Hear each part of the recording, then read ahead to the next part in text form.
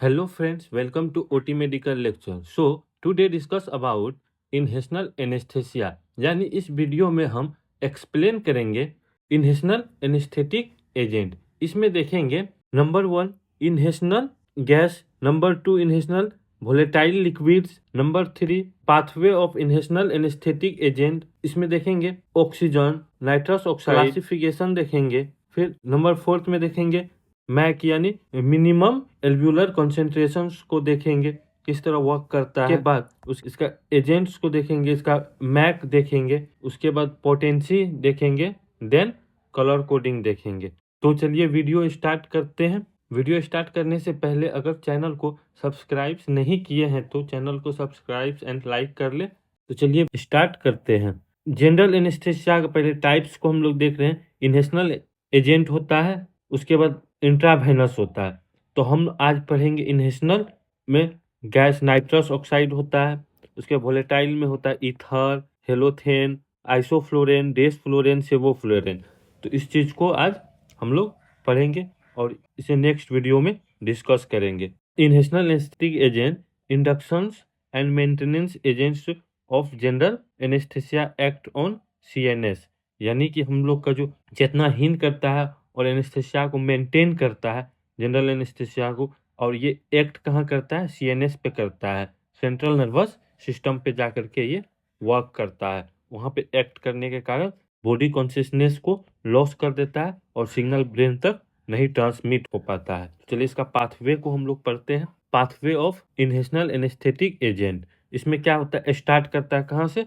तो मशीन से स्टार्ट होता है। यहाँ देखिए स्टार्ट कहाँ से होता है? फ्रॉम मशीन से, through the circuit airway alveoli along with pressures gradients move in blood। यानी कि तब क्या होता है? मशीन से स्टार्ट होकर के फ्रेश गैस फ्लो यानी कि एफजीएफ फ्रेश गैस फ्लो होकर के ब्रीदिंग सर्किट होते हुए लंग्स तक जा करके डिफ्यूजन होकर के हमारे ब्रेन तक पहुंचता है और सीएनएस पे इफेक्ट करके जितने भी नर्व है, नर्व को ब्लॉक कर देता है, कंप्रेस्ड कर देता है और सिग्नल को ट्रांसमिट करने से रोक देता है। देखिए सीएनएस एंड अदर ऑर्गन पर जाकर के एक्ट करता है। तो इस चीज को समझना। स्टार्ट कहाँ से होता है? पहले दोबारा इसको समझिए। स्टार्ट होता है मशीन से, through the circuit airway alveoli में जाकर के कॉन्सेंट्रेट हो जाता है। इसको हम लोग देखेंगे किस तरह से होता है। मैक जो हम लोग पढ़ते हैं, मिनिमम एल्वोलर कॉन्सेंट्रेशन, किस तरह से वर्क करता है हम आगे इसको देखेंगे। इस तरह से ये वर्क करता है। They are absorb from the alveoli into the systemic blood circulation quickly crossing the blood brain barriers to produce sedation। यानी जनरल एनेस्थेसिया जो वर्क करता है, जब इनहेशनल एजेंट लंग में जाता है तो एजेंट ब्लड स्ट्रीम में मिक्स होकर ब्रेन तक ट्रेवल कर एनेस्थेटिक इफेक्ट लाता है। देखिए इसमें जो बैरियर का जो वर्क करता है, जो भी ट्रांसमिट होता है नर्व के थ्रू, उस सारे को कंप्रेस्ड करके ब्रेन तक नहीं जाने देता है, क्लोज कर देता है। तो ये ब्लड में जा करके एल्वोलाई के थ्रू ब्लड स्ट्रीम में सर्कुलेट होकर के हमारे जितने भी नर्व है उसको ब्लॉक करके सीएनएस तक इसका मैसेज को ट्रांसमिट नहीं कर पाता है और जनरल एनेस्थेसिया प्रोड्यूस कर देता है। Target achieve the required and constant partial pressure in the brain for making the patients unconsciousness. यानी जब पेशेंट को सीडेट करना कंटिन्यूअस ब्रेन पर पार्शियल प्रेशर बनाए रखते हैं, देन पेशेंट अनकॉन्शियस का स्टेट बनाए रखता है। यानी इसमें हम लोग टारगेट क्या रहता है कि इसका कांस्टेंट जो पार्शियल प्रेशर होता है उस पर हम बना करके रखते हैं और जो मैसेज होता है ब्रेन तक ट्रांसफर नहीं हो पाता है, यानी ट्रांसमिट नहीं हो पाता, उसको कंप्रेस कर देता है और अनकॉन्शियस रहता है पेशेंट। इसका टारगेट हम लोग का यही होता है, तब जा करके सर्जरी प्लान मिल पाता है। For maintaining the state of unconsciousness, यानी अनकॉन्शियस का स्थिति बनाए रखते हैं सर्जरी के दौरान। तो इस चीज को समझ गए होंगे एल्वोलर किस तरह से वर्क करता है, इसको हम लोग आगे देखेंगे। चलिए आगे बढ़ते हैं। ऑक्सीजन यानी O2, O2 का क्या रिक्वायरमेंट है उस चीज को हम लोग देखेंगे।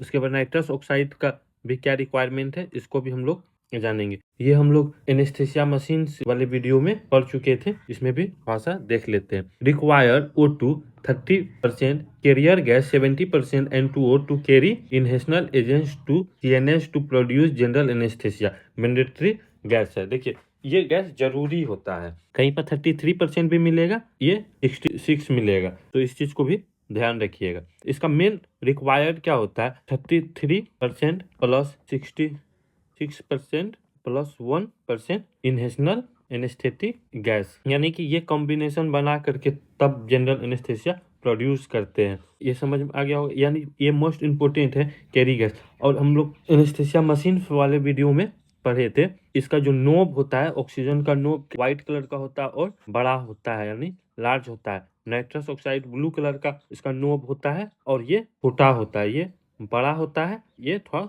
छोटा होता है। जब हम ऑक्सीजन का नोब को ऑन करेंगे तो उसके साथ में नाइट्रस का नोब सेफ्टी फीचर में पढ़े थे, ये ऑन नहीं होगा। अगर नाइट्रस ऑक्साइड का नोब को ऑन करेंगे जिसके साथ ऑक्सीजन भी ऑन होता था। तो वह आप एनेस्थेसिया मशीन वाले वीडियो में जाकर के डिटेल में देख सकते हैं।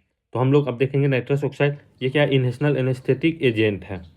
इसका वर्क क्या होता है, कैरी करता है। इसको इनहेशनल एजेंट को कैरी करने का वर्क करता है कौन, नाइट्रस ऑक्साइड। ये ऑक्सीजन, ये रिक्वायरमेंट होता है, मैंडेटरी गैस है, इसका जरूरत पड़ता है। Not potent enough to use as single anaesthetic agent, यानी कि ये अकेले इनफ नहीं है कि सीडेट पेशेंट को कर पाए।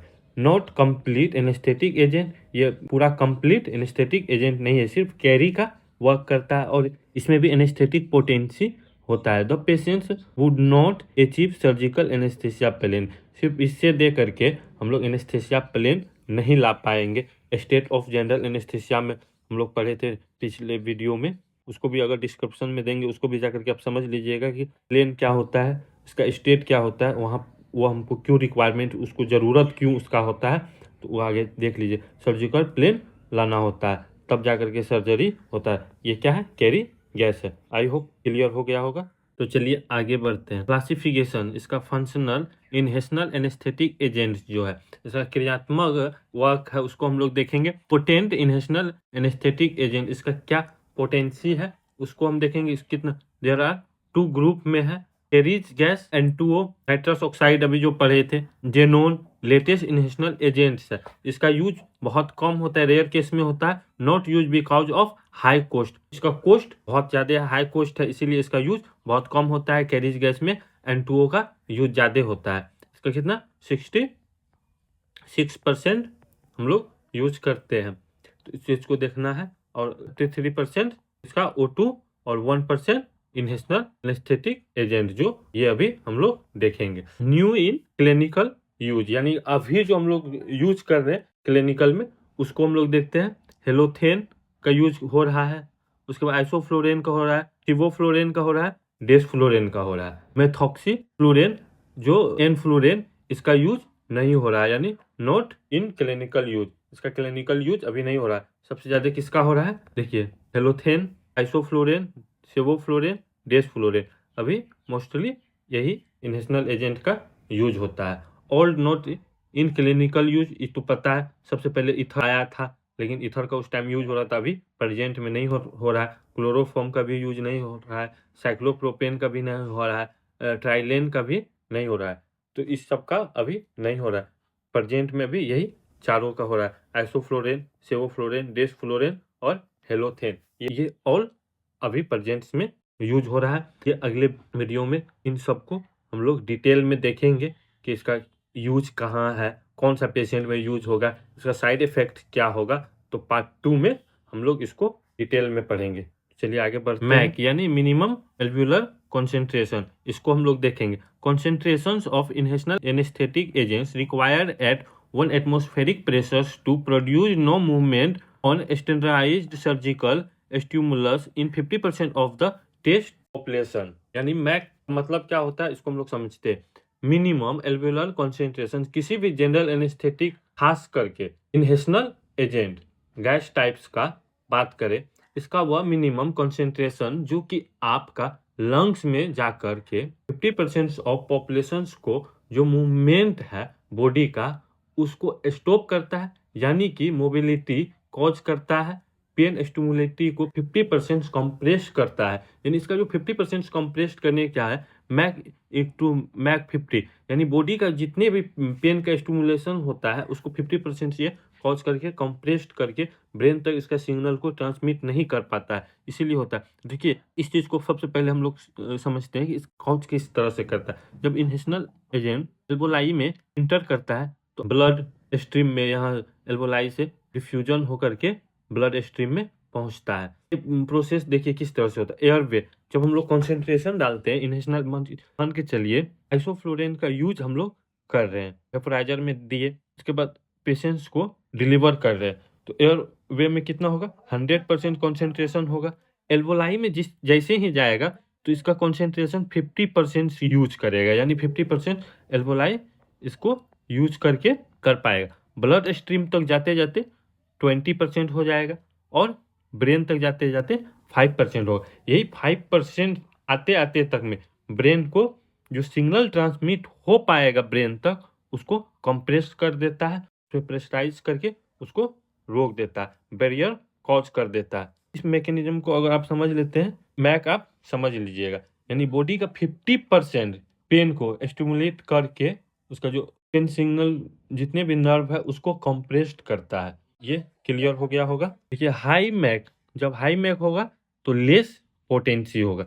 यहाँ देखिए जितना, ये देखिए हाई इसका है डेस्फ्लोरेन, नाइट्रस ऑक्साइड N2O का 104 होता है, तो इसका पोटेंसी बहुत कम होता है, तो इसीलिए इसका जितना हाई मैक रहेगा लेस पोटेंसी रहेगा, इस चीज़ को ध्यान में रखिएगा। उसके बाद लो मैक रहेगा, हाई पोटेंसी रहेगा। इसमें सबसे अभी जो फिलहाल है इसमें सबसे कम पोटेंसी किसका होगा, तो नाइट्रस ऑक्साइड का होगा।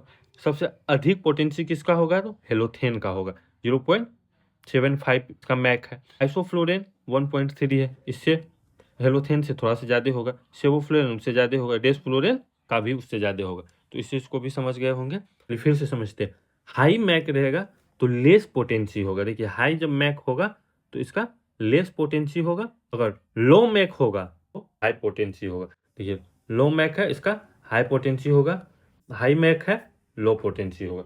इस क्लियर हो गया होगा। आगे बढ़ते हैं, ये इसमें आप देखते हैं agent, MAC, potency, colour code. देखिए मेथॉक्सीफ्लोरेन 0.16% इसका मैक है, तो इसका जो मैक बहुत कम है तो इसका पोटेंसी क्या होगा, बहुत अधिक होगा। मोस्ट पोटेंसी, देखिए इसका पोटेंसी को दिखा है, सबसे अधिक पोटेंसी। अगर एग्जाम में ये क्वेश्चन आता है कि इस तरह का, इस सबसे अधिक पोटेंसी इसमें क्या होगा, मेथॉक्सीफ्लोरेन भी आ जाता है, भले ये यूज नहीं होता है क्लिनिकल, फिर भी इसका आता है। इसका कलर कोड ग्रीन आता है।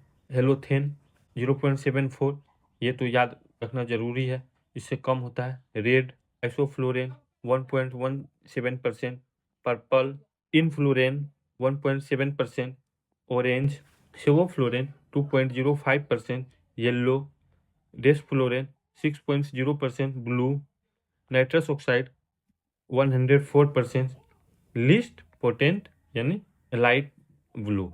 तो इस चीज़ को देखना है, यानी कि low potency of this gas, तो इसका सबसे लो पोटेंसी होता है नाइट्रस ऑक्साइड का, और मेथॉक्सीफ्लोरेन का मोस्ट होता है। इस चीज़ को याद रखते हैं, और इसका इंडिविजुअल सबको हम लोग नेक्स्ट वीडियो में पार्ट 2 में देखेंगे। तो पार्ट 2 का लिंक भी आपको डिस्क्रिप्शन में मिल जाएगा, तो उस पर जा करके आप देख सकते हैं। Thank you for watching.